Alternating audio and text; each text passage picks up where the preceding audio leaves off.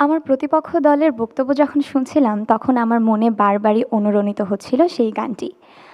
বেলা বোসের সেই অপেক্ষা আর সেই স্বপ্নাহত পুরুষ প্রেমিকের আহ্বান। এটা কি 2441139? বেলা বোস, তুমি পারছো কি শুনতে?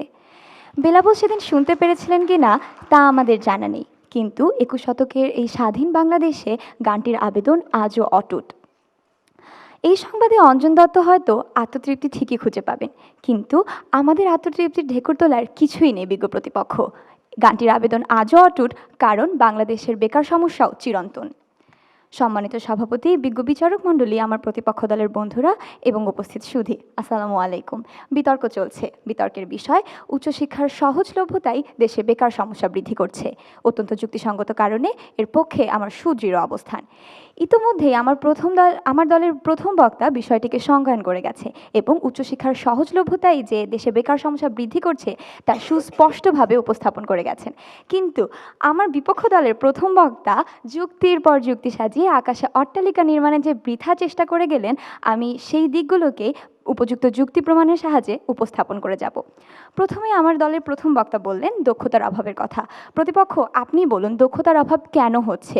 উচ্চশিক্ষার সহজলভ্যতা আজ এমন পর্যায়ে পৌঁছে গেছে যে মানুষের মানসিকতাতে দক্ষতার ব্যাপারটিই নেই, তারা শুধু ছুটছে সার্টিফিকেট, ডিগ্রি এসবের পেছনে। তাই কি নয় প্রতিপক্ষ? মাননীয় সভাপতি, উচ্চশিক্ষা কিভাবে দেশে বেকার সমস্যা বৃদ্ধি করছে তার ব্যাখ্যা খুঁজতে আমাদের যেতে হবে সেই ঔপনিবেশিক কালের ভারতবর্ষের ইতিহাসে।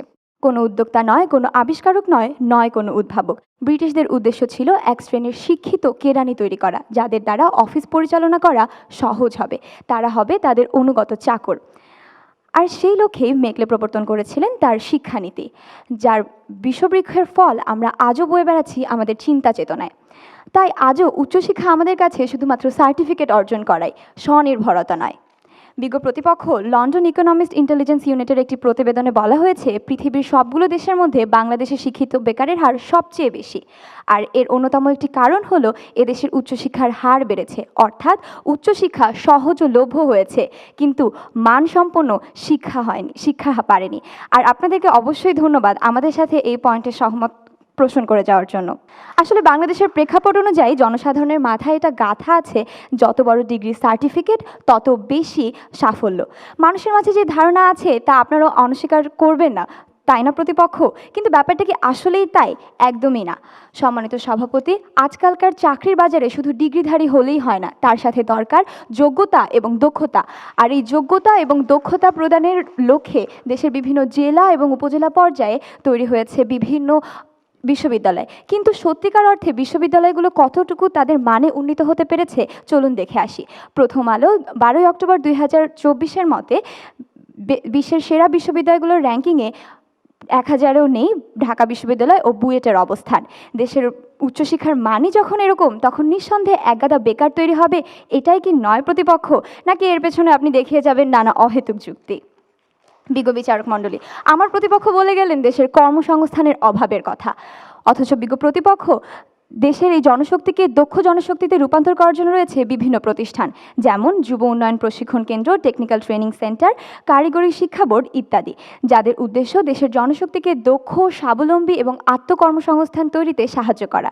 কিন্তু তাদের উদ্দেশ্যটি কখনোই আর সফল হয় না, কারণ এদেশের জনশক্তি শুধু ছোটে ডিগ্রি, সার্টিফিকেট আর চাকরির পেছনে। এই যে সহজে পাওয়া ডিগ্রিধারী মানুষগুলো আছে, তারা পরবর্তীতে আবার সংকোচ বোধ করে এই প্রতিষ্ঠান থেকে দক্ষতা অর্জন করতে। বিজ্ঞ বিচারক মণ্ডলী, আজকের উচ্চশিক্ষা ঘাসের মতোই সহজলভ্য, যা কমিয়ে দিচ্ছে রঙিন ফুলের মতো ডিগ্রির মান, আর প্রয়োজন বাড়ছে দক্ষতার। তাই বিষয়টি এমন হয়ে দাঁড়িয়েছে, বেকাররা বলছে চাকরি নেই, এদিকে চাকরিদাতারা বলছে দক্ষ কর্মী নেই। আর এই বাস্তব চিত্রের সাথে আপনি কিভাবে দ্বিমত পোষণ করছেন বিজ্ঞ প্রতিপক্ষ? বিজ্ঞ বিচারক মণ্ডলী, আমার প্রতিপক্ষ দলের বন্ধুরা হয়তো বলে যাবেন সরকারি চাকরির অনিশ্চয়তার কথা। প্রতিপক্ষ, আমি আপনাকে বলছি, আজকালকার শিক্ষিত বেকারদের একটাই স্লোগান, তোরা যে যা বলিস ভাই, আমার সোনার হরিণ চাই। আর এই বিসিএস নামক সোনার হরিণের পিছনে ছুটতে গিয়ে কিভাবে দেশের তারুণ্যের অপচয় ঘটছে ভেবে দেখেছেন? উচ্চশিক্ষার সহজলভ্যতা কারিগরি শিক্ষার গ্রহণে বিমুখ করছে, অথচ কারিগরি শিক্ষা দেশের বেকার সমস্যা সমাধানে একটি গুরুত্বপূর্ণ ভূমিকা পালন করতে পারত।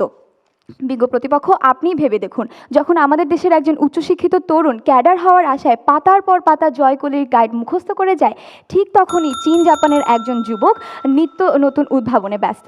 তাই বিজ্ঞ প্রতিপক্ষ তর্কের খাতিরে তর্ক না বাড়িয়ে সত্যটিকে মেনে নিন। উচ্চশিক্ষার সহজলভ্যতাই দেশের বেকার সমস্যা বৃদ্ধি করছে। ধন্যবাদ।